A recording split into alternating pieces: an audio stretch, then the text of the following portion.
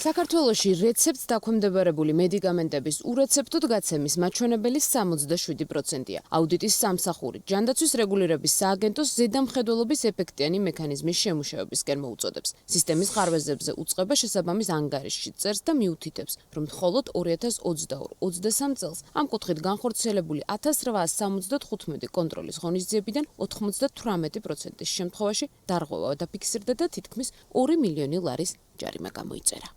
ჩვენი აუდიტის შედეგად დავფარეთ ციფრული ჯანდაცვის რამდენიმე ელემენტი, მათ შორის იყო ელექტრონული რეცეპტების სისტემა, რომლის ძირითად მიზანს წარმოადგენს რეცეპტს დაქვემდებარებული მედიკამენტების გაცემის ზედამხედველობა და მონიტორინგი. აუდიტის შედეგად გამოვლინდა ის, რომ რეცეპტს დაქვემდებარებული მედიკამენტების დაახლოებით 67% არ იყო დარეგისტრირებული სისტემაში და შესაბამისად ჩვენი რეკომენდაციისაგან წარმოადგენდა აღნიშნული ნაკლოვანების აღმოფხვრა. პროცესის ხარვეზიანობაზე საუბრისას ჯანდაცვის ექსპერტები ამბობენ, რომ წლების წინ ბაზრის გაჯანსაღებისთვის ამოქმედებული რეგულაცია არაეფექტიანი კონტროლის გამო არ უნდა ზარალდებოდეს. მათი ვარაუდით დარღვევები სავარაუდოდ უფრო მეტად ამბულატორიებში ფიქსირდება, რასაც თავისი მიზეზები აქვს.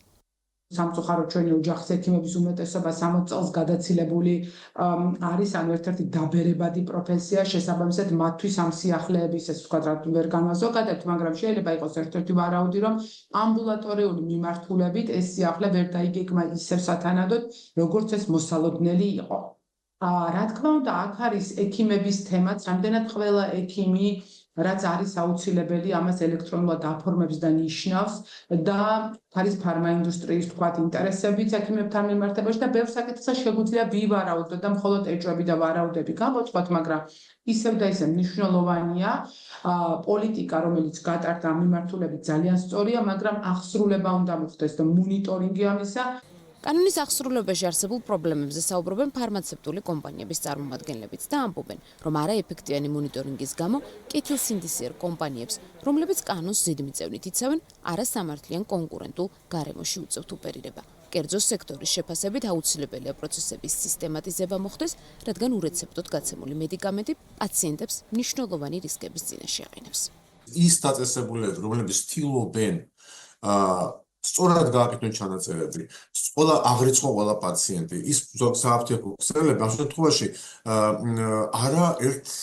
არაერთნაირ მდგომარეობაში ხდებიან იმ დაწესებულებებთან, რომლებიც ასე ვთქვათ, ასეთ რაღაცას არ აკეთებენ. ამიტომ ლოგიკურია, რომ იყოს ადეკვატური მონიტორინგი, სადაც მოსათხოვია პასუხი და სადაც გარკვეული თქვათ, შეიძლება არ ვიცი რა სტატიის სანქციებია თუ ჯარიმებია თუ რეკომენდაციებია, ეს უნდა იყოს იმპლემენტირებული, რომ პირველ რიგში ყველა დაწესებულება იყოს ერთნაირ მდგომარეობაში და რაც საერთო ჯამში მოხდეს იმას, რომ პაციენტი უნდა იყოს ერთ მდგომარეობაში. პაციენტი ერიდება ზედმეტ ხალხს, პაციენტი ერიდება მისთვის, მაგრამ ამას ვერსად ვერ წაუვარ. ექიმის დანიშნულების გარეშე რეცეპტორული წამომა შეიძლება მოიტანოს ზიანი. არა მარტო თქვათ არ იყოს ეფექტური, არამედ ზიანი.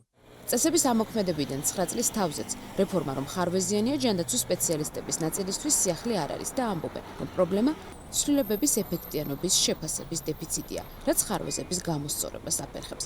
დარგის სპეციალისტების ნაწილის მოლოდინია, რომ გამოწვევები შემდეგი წლების აუდიტშიც მოხდება, რადგან პრობლემის გადაჭრაზე არავინ ზრუნავს. ჯანდაცვის სამინისტრო წამლის ფასი არ უნდა დაძლებდეს მინისტრის ბრძანებით, რაც იწვევს გარკვეული მედიკამენტების საერთოდ გაქრობას ბაზრიდან, არამედ უნდა ცდილობდეს სტაბილური ბუნებრივი ხელმისაწვდომობა უზრუნველყოს მოქალაქისთვის ხარისხიანი და საიმედო წამლის და შესაბამისად მისი უსაფრთხო ადმინისტრირება. ამისი ძალიან ბევრი გზა არსებობს, უბრალოდ ამას ჭირდება ერთგვარი ნება, არ მინდა სპეკულაციებში გადავიდე, უბრალოდ მგონია, რომ ეს არის რაღაცა გლობალური თავმოუგმელობის და არაორგანიზებულობის ნაწილი. საქართველოში ელექტრონული რეცეპტების 2016 წლიდან, ხოლო 2019 წლიდან ჯანმრთელობის შესახებ ელექტრონული ჩანაწერების სისტემის დანერგვა დაიწყო, რაც იმას ნიშნავს, რომ ამჟამად ყველა სტაციონარული ამბულატორიული დაწესებულება ვალდებულია სამედიცინო შემთხვევის შესახებ ინფორმაცია სისტემაში ასახოს და ასევე ყველა დანიშნული რეცეპტს დაქვემდებარებული მედიკამენტი ელექტრონული რეცეპტით გამოწეროს. რაც იმას ნიშნავს, რომ ყველა აფთიაქი რეცეპტს დაქვემდებარებულ მედიკამენტს ელექტრონული რეცეპტით უნდა გასცემდეს. და აქვე ყველა აფთიაქი რეცეპტს დაქვემდებარებულ მედიკამენტს ელექტრონული რეცეპტით უნდა გასცემდეს.